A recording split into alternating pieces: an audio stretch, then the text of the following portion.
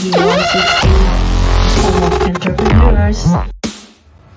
Try the newest, cheapest, and fastest delivery na express service. Introducing Moto Express PH. You can now leave your shopping and delivery needs with us without much exposure and interaction to people outside. Mapa-grocery items, medicines, foods, and other essentials and halal-certified products, kami na ang mamimili at maghahatid sa'yo. Sinisigurado na ligtas, in good and quality condition ang mga pabili o orders sa delivery service na iyong i-avail. Para sa maayos at mabilis na delivery at order mo, ipamoto mo na. Download Moto Express PH app through Google Play that is built to deliver beyond your expectation. Tara na dito sa Moto Express. Dahil moto mo to.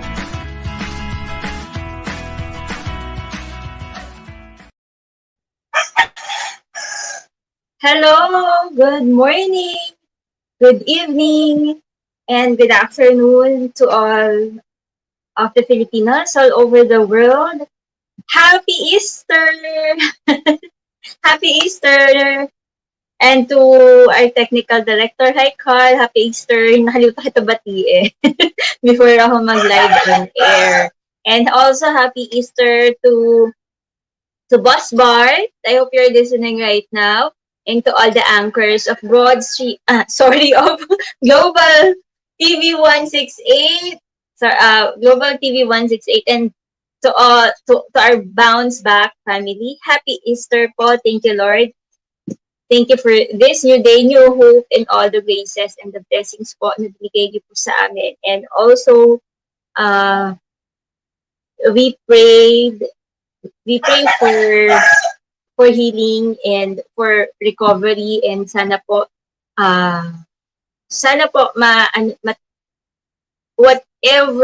whatever the reason, your purpose for what is happening right now globally and dito sa Pilipinas, I hope you will bless us and guide us and give us protection po. Okay, and hopefully po cleanse our hearts because we are all indeed sinners. Lahat po, and we hope we deserve your yung sacrifice niyo po. Yung good for the human, because di ho ba nga he save us all from our sins. Ayun. So ayun. Happy Easter po, and sa lahat po ng loyal viewers ko, thank you so much for... nawala ako. Sorry. Ayun. So, ayun. Kamusta kayo? Kamusta ang Holy Week nyo? Kamusta ang ECQ nyo? And I hope na nakapagnilay-nilay po kayo in all the reflections. Although yung iba I know medyo nahirapan mag-reflect because of what's happening, especially doon sa mga nagkakaroon ng struggles. Lahat man tayo may struggles, pero yung talagang we have different kind of struggles naman. Okay, so let's not judge na lang. Maliit man o malaki, we all deserve to have a peace of mind. So, sabi nga nila, di ba, peace of mind is the new rich. And since my show is about financial literacy, the Money Angel teaches financial literacy to all the Filipinos around the world. I am not just promoting how you can accumulate your wealth, paano nyo mapapalago ang inyong pinaghirapan from your salary or from the revenue of your businesses. I'm also an advocate of health and wellness because as a licensed insurance advisor, by the way, my show, The Money Angel, I'm your money angel.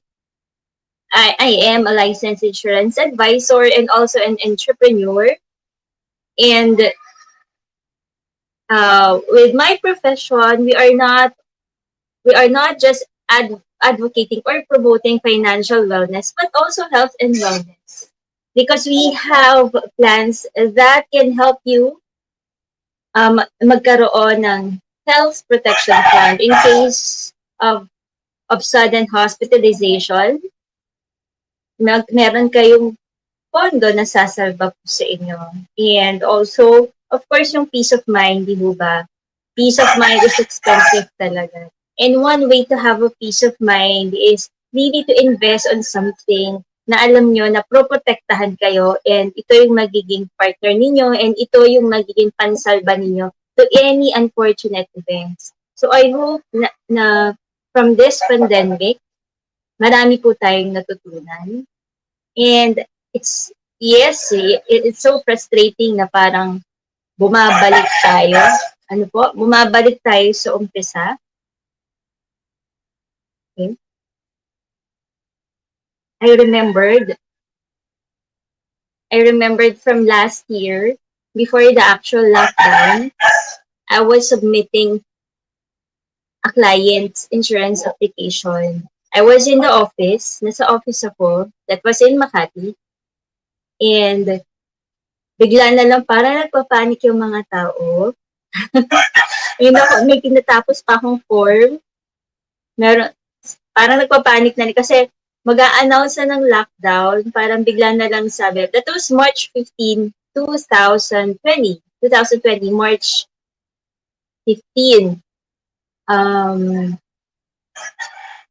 Bigla na lang the government announced that by 2 p.m., at exactly 2 p.m., there will be a lockdown.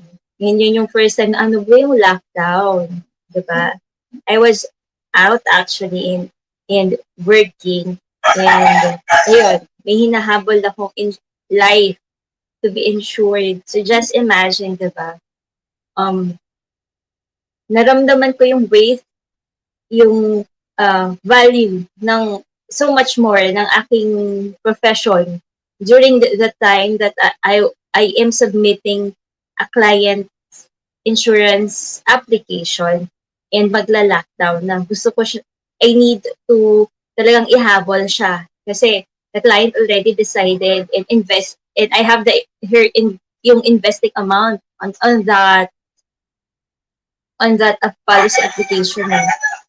So ayun, and then the rest is history. Ano po, then ngayon, ayan, hopefully hindi naman na matulad last year na ganun ulit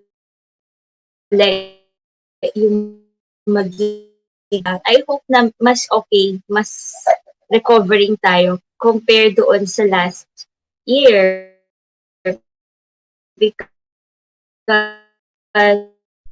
it's already 2021 and ang prediction 2022. If hindi kakayanin, we hope na lahat tayo is somehow, we aside from the unfortunate na situation na nagkaroon tayo because of this pandemic, I hope na we will benefit eventually. Lahat tayo mag-benefit dito sa sitwasyon nito, turning into a positive result. Magkaroon ng positivity sa buhay natin yung mga nangyayari nito. And number one is yung lessons. Lessons from this pandemic. This is really one of those lessons na makapagpadagdag sa golden rule ng ating buhay, di ba? And dahil dyan, my topic for today is nag-flash na sa screen kanina, no? Kung nabasa niyo yun, managing your finances during a pandemic. This is just 4 steps, okay? This is just a 4-step checklist on how we can manage our finances during a pandemic. I've got to give the credit to the article. I just got this from military.com and it was written by, okay, nasa na yung, okay, what, unfortunately, walang author na nakalagay. Anyway, okay. This is not, hindi ko to, this is not my own blog or article. I am just sharing you this 4 checklist na napakaganda. Na-research ko siya and it's so, helpful. This was written last year, April 2020. So how can we manage our finances during a pandemic? Paano nga ba? For example, yesterday was just a normal day for everyone. Balik tayo na, balik tayo last year. Let's do uh memory lane. Let's go back to our memory lane last year before the pandemic had happened. Nung normal pa yung lahat. I would like all of you to imagine yourself doon sa time na wala pang pandemic, hindi pa nangyayari na yon. What are you guys doing?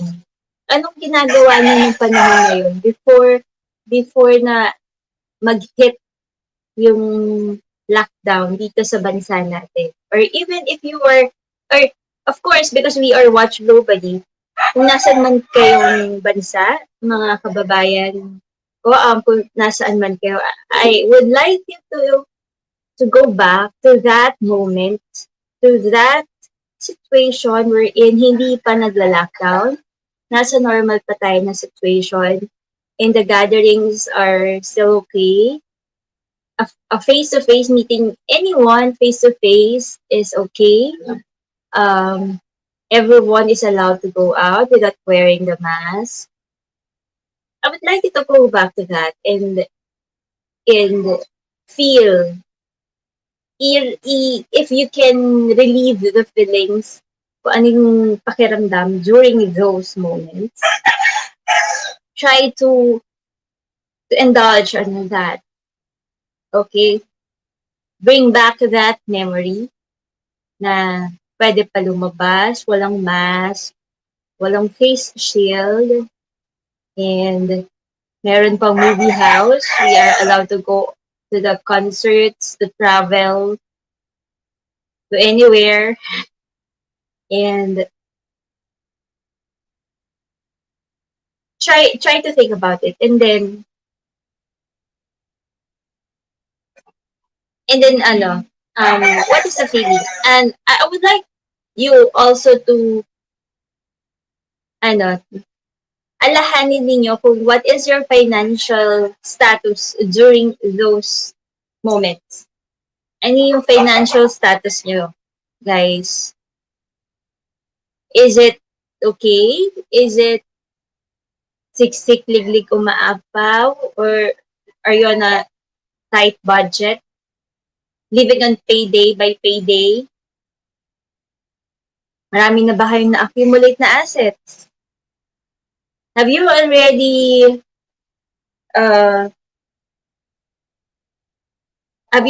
written your last will and testament? Sa mga nakapanood ng aking topic last 2 Sundays. Okay, no. Last 3 Sundays ata, I've been talking about estate planning. Try to check that on the Money Angel Facebook page, the Money Angel, Cathy, Tubianosa, and also here at Global Pinas TV 168. Pero para mas madali nyo mahanap yung mga episodes ko, you can just check it out on my Facebook page, the Money Angel. Okay, so, and my situation, what are your financial situations before the pandemic had occurred? Ayan. So what I would like you guys to do after relieving the moments, the situation, and realizing your financial situations before the pandemic, I would like you now to go back to those memories nung biglang nag-lockdown. Tapos ito na, nag-lockdown na.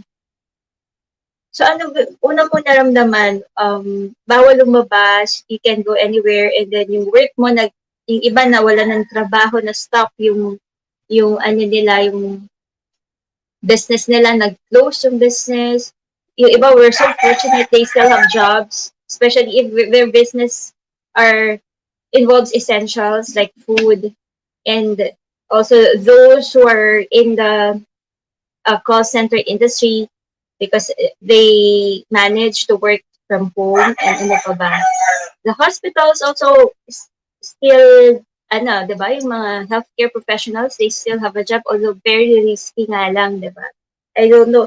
They were thankful, but also at the same time, di ba, parang we could say na very risky yung kanilang naging situation. So, ano yung naging sitwasyon niyo? Are you the type na meron kayong na-save? Meron kayong na-save na money para nung nawalan kayo ng job, meron pa rin kayong at least fund? And nung nagsara yung business niyo, meron ba kayong na-save na fund for emergency fund? Do you guys have emergency funds?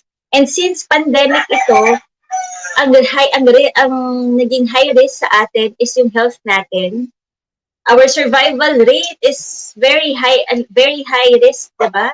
Kasi baka magkasakit tayo and eventually, diba, ito yung maging cause ng ating passing away. So, ayaw naman natin mangyari yun. Are you prepared for those things? Are you insured in case ikaw yung natamaan, gantay mo na, ayaw man natin?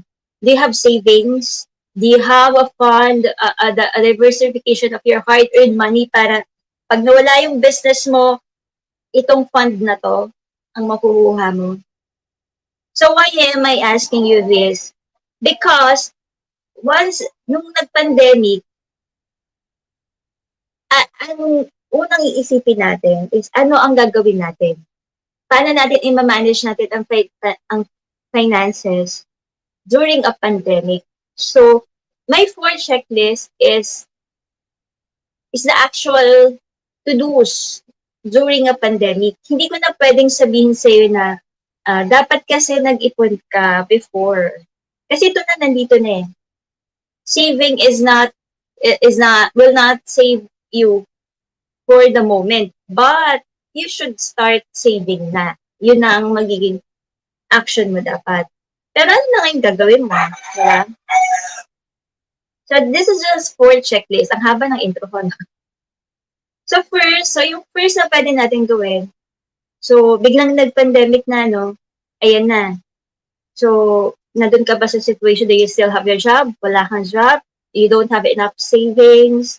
You don't have any investment that can cover you in case na ikaw yung tamaan ng illness, like hospitalization fund, policies that have a health fund for you, and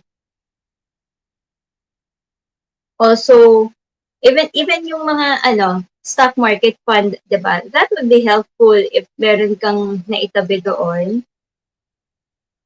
And also, no, ang maganda pa dito, 'di ba?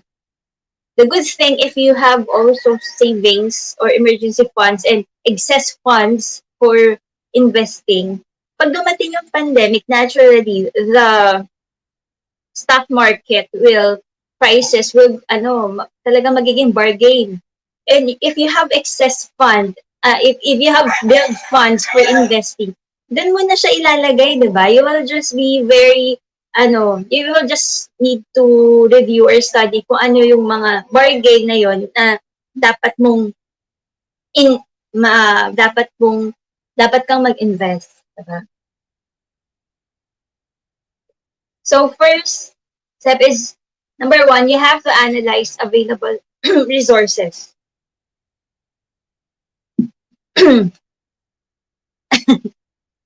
First, analyze available resources. So ito na, biglang nag-lockdown.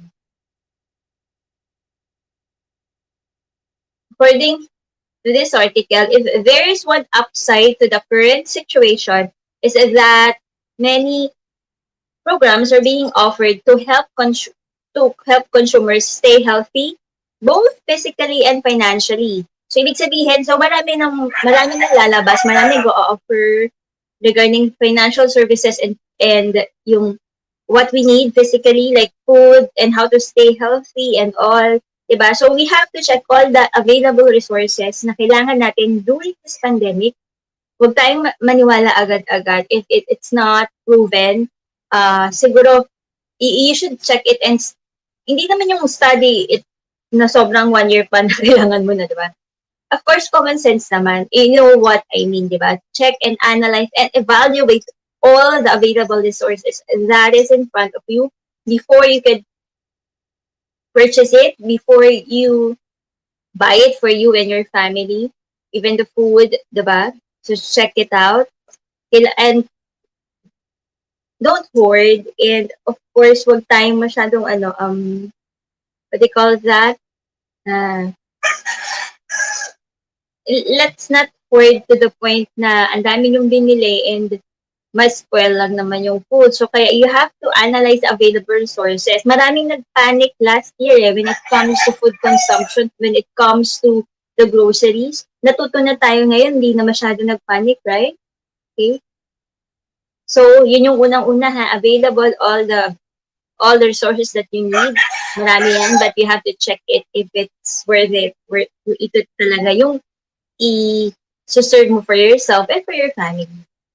Second, after checking and analyzing and evaluating the needs and the resources that for this pandemic, the second is that you have to create a priority-based spending plan. So ito na nga, once you've identified resources you qualify for, evaluate your budget and create a priorities-based spending plan. Consider all resources of available income and make a realistic list of your expected monthly expenses, prioritizing the must-haves. Hello, Bebang! Ang Bebang Radyo, ganda. Ang ating napakagandang si Bebang. Yes, kaya radyo gan. Hello to Mom Shigin. Yes. Good morning. Happy Easter sa'yo. Thank you for watching. Thank you so much. Ayun. Isa siya, Bebang Radyo Ganda is also one of the anchors of Global Pinas TV. So watch out for her shows, okay? Ayun, so nasa na tayo, you have to create a priority-based spending plan. And syempre, that's food. Alam mo naman na diba yung priority expenses? Food, medicines, emergency kit. We should have an emergency kit sa bahay. Okay? That is a need, actually. Why am I saying this? I am an entrepreneur and and our products is essentials because it is yung mga needs natin when it comes to safety. Okay? Ayun. So, syempre, kailangan yung utility bills, di ba? Utility bills and all. Anything about the basic survival expenses. Create a priority-based spending plan. Okay? So, pagkatapos yung ma-analyze yung sources, yung resources mo na nasa paligid mo, then maggawa ka na ng checklist, priority-based spending plan kung ano yung uunahin mong bilhin. And then third, of course, syempre, we also have to contact our creditors, especially, di ba, halos lahat tayo meron tayong mortgage, house loan mortgage, car loan mortgage, ano pa ba? So, check on those creditors on how you would be able to manage yung mortgage loan mo. That is really important also. Okay? And fourth, not the last but not the least, of course, recover strong. So this article is so full of hope and light kasi it ends on something that is very hopeful, very positive, recover strong. So while we're in this pandemic, we are looking forward on recovering. We will not let ourselves stuck on this kind of situation and magpapakain tayo sa sistema. Parang K-drama lang kinainan ng sistema. We are not, hindi tayo this situation is not our main life. Yun yun. Kaya, these two shall pass. So we have to look forward. We have to recover strong. And how do we recover? How do we do that? How can we recover strongly after this pandemic? So while we're in this pandemic, ayun na nga, yung mga hindi mo nagawa before, ano po, na dapat ginawa mo nung na-realize mo bigla ng pandemic. Number one, of course, yung wala kang funds na na-save. So, of course, sasabihin natin, wala ngang ma-save because kulang yung salary. Okay. I know this is really hard to realize and to accept. Pero no matter how much salary that you have, kahit na malaki o maliit yan, if you cannot save kahit magkano doon sa 18,000 salary mo or 15,000 salary mo monthly, mas mahihirapan kang makapag-save pag malas malaki ang sahod mo. Because the temptations are everywhere to buy. Okay? So yung maliit nga, di mo nga na itatabi like kahit man lang 500 a month. Diba? If you cannot save even 250 pesos a month, so much more, kahit mas malaki yung sahod mo, hindi ka rin makakasave. Kasi 250 nga, hindi mo kayang ma-save when you were earning so little eh. How much more kung mas malaki na yung sahod mo. Babaliwalain mo na lalong mag-save. Diba? So it is a matter of discipline. So what is the challenge, guys? How can you save? How can you help yourself to save up? It is through building a habit. And since mahirap ma-break ang habit, this is one technique na talagang pwede mong gawin, is to invest on something na ang tingin mo bill. Ang tingin mo parang binabayaran mo yung tubig, kuryente, na pag hindi mo binayaran, mapuputulan ka. Diba? So, add an investment na you actually think it's a bill na binabayaran mo monthly, when in fact, you are just paying yourself and you do not have access on withdrawing it because hindi siya sa bangko. Basta alam mo, kailangan mo itong bayaran like per annually or semi or quarterly, like if it's 1,500 monthly or 2,000 monthly. And then after 20 years or 30 years, na-realize mo, uy, ito pa na yung binabayaran ko nun, sa akin rin pala to. Diba? Meron pong ganun. And if you are interested of that, you can just comment. You can just make a comment on, and don't hesitate to message on how can I help you, assist you, on how you can do that, that kind of savings po. Okay? It is actually an insurance plan. Okay? We can help you out, guys, para ma-discipline on how you can save. And also another thing, your emergency fund, you can do that siguro little by little. Hindi naman yung kakayanin agad-agad. Little by little. Okay? So that's how you can recover strong. Kasi napaka-positive mo, marami kang natutunan. You will do things na you didn't do before the pandemic had happened, and then gagawin mo na yon dahil natuto ka na. And that is looking forward to have a better and brighter life. And of course, one of my interviews, if you guys know Mr. Dodong Kakanando, he is one of the most successful businessman here in our country. Kilalang kilala po siya. Ang client niya, as in yung mga malalaking restaurant, he is into a farming business. And one of my interview with him during my episode doon sa isang online show daily, okay, I asked him, ano yung unang reaction niya? What is his first reaction nung nag-lockdown niya? And you know what? He is so casual with his answer. Na sabi niya, hindi siya nag-panic or anything because Well, true enough, because farming ngayon, di ba nga sa farming, ano ba yung pandemic ng farming? Di ba yung bagyo, typhoon? Every year may typhoon sa Pilipinas, di ba? Talagang nalulugi, maraming naluluging crops, agriculture, farming industry, pag nagkakaroon ng bagyo. Just imagine, that is their pandemic. So, sa sobrang sanay na siya sa mga ganun, during these times, parang typhoon lang din yung dumaan para sa kanya. So he is teaching us not just to be resilient, but also to be prepared and to really accept that there will be unfortunate events na mararanasan natin. The key is on how we respond into it, on how we prepared, and how we should prepare for it. Okay? For example, how can we prepare for unfortunate events, 'di ba? Ang dami nun. Ano ba yung mga fortunate event, 'di ba? As much as possible, I am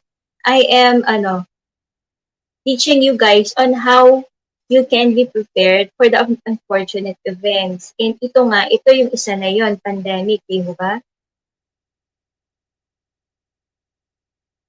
So according to this article,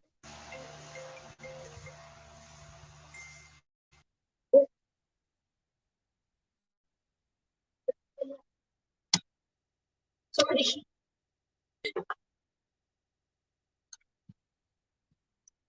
oops,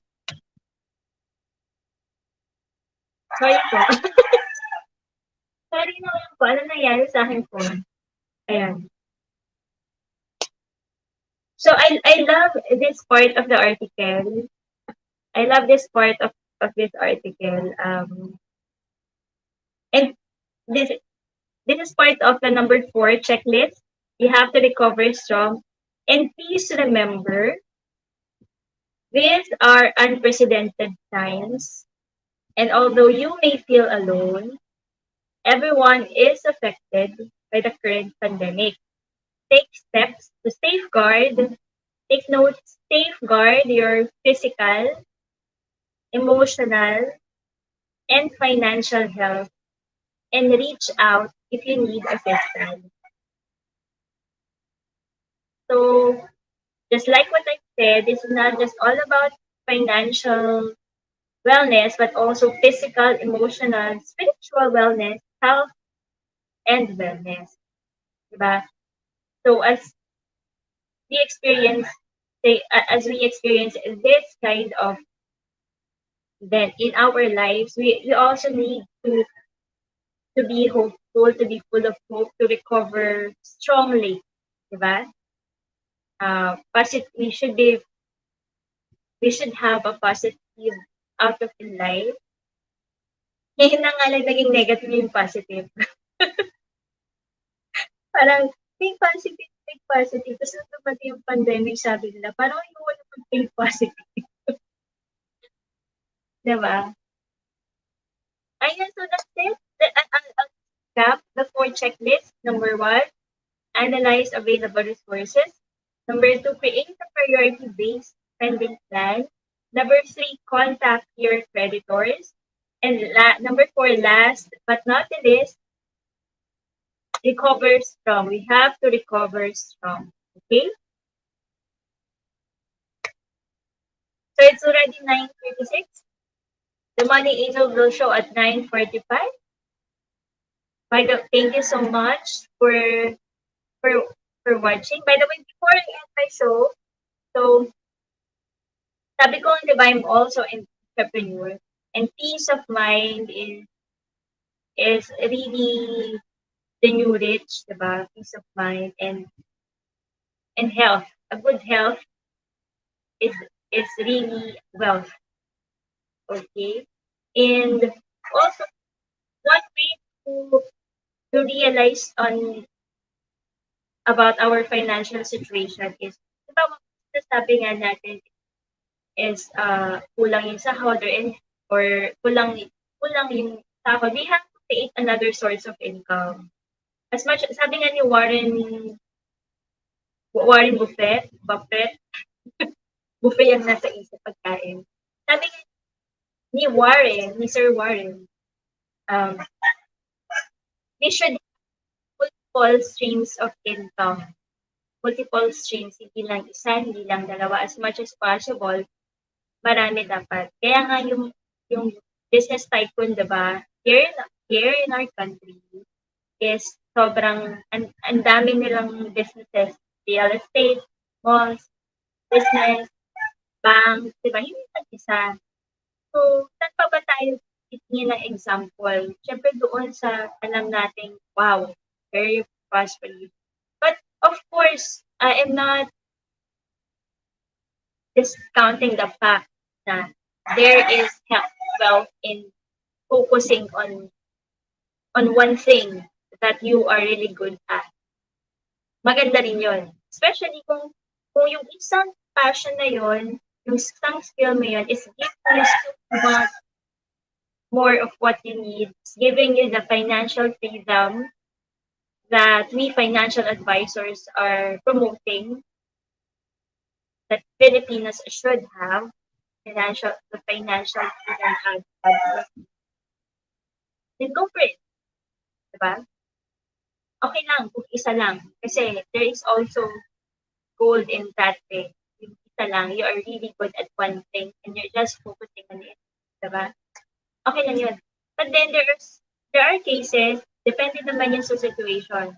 There are cases that baka kaya mo naman na another source of income pa para hindi ka na ma-short ng budget, diba? Ayun. So that's it. Um, I hope, ay, by the way, atong at 1 p.m., I will be co-hosting, of course, the Border King, Boss Bart, and yung topic natin, pampag-good vibes din, di ba? Kasi kaya pampag-good vibes, kasi hindi ba sila magkaaway, pero syempre, it's a professional debate naman between at the two aspiring presidential candidates of the Philippines, here our country, si Coach Tatay Dave of LCIF. Siyempre kilalang kilala yan sa LCIF, total number of 2 million followers. Meron na daw siyang bashers. And also yung isa, hindi ko pa siya na-interview.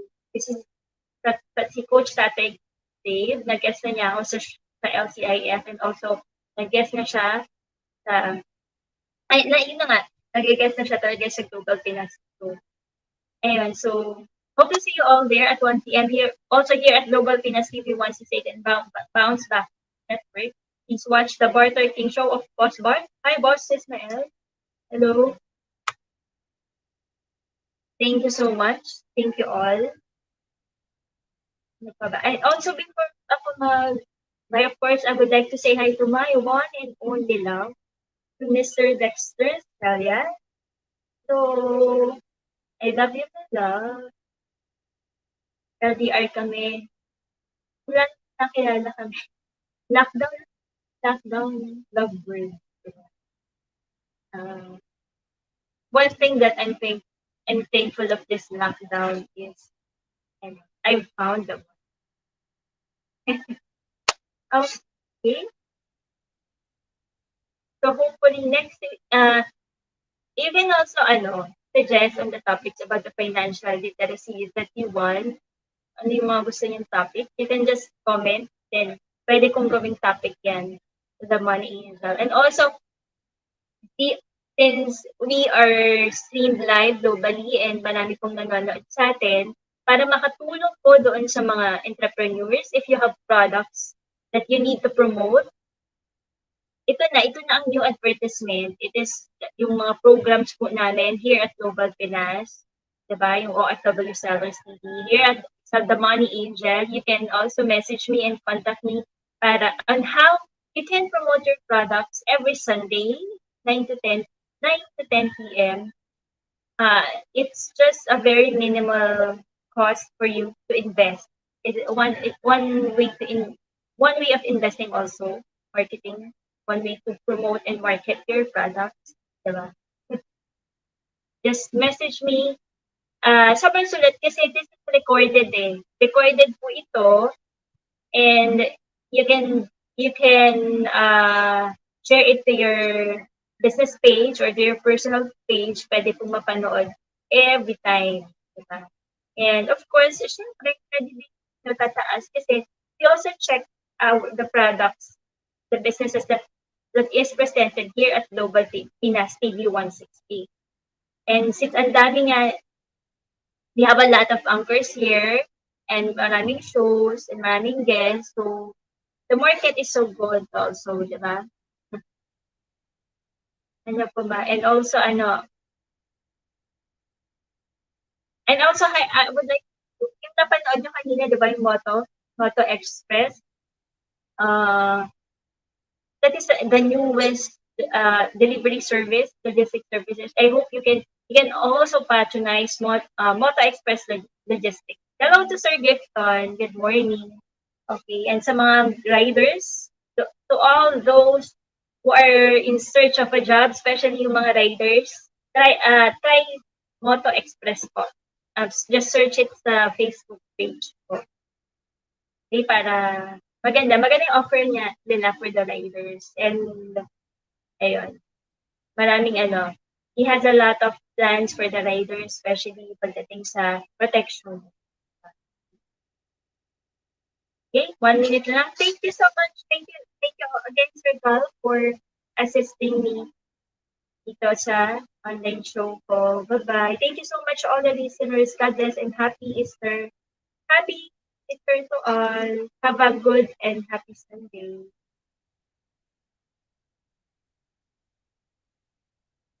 Bye.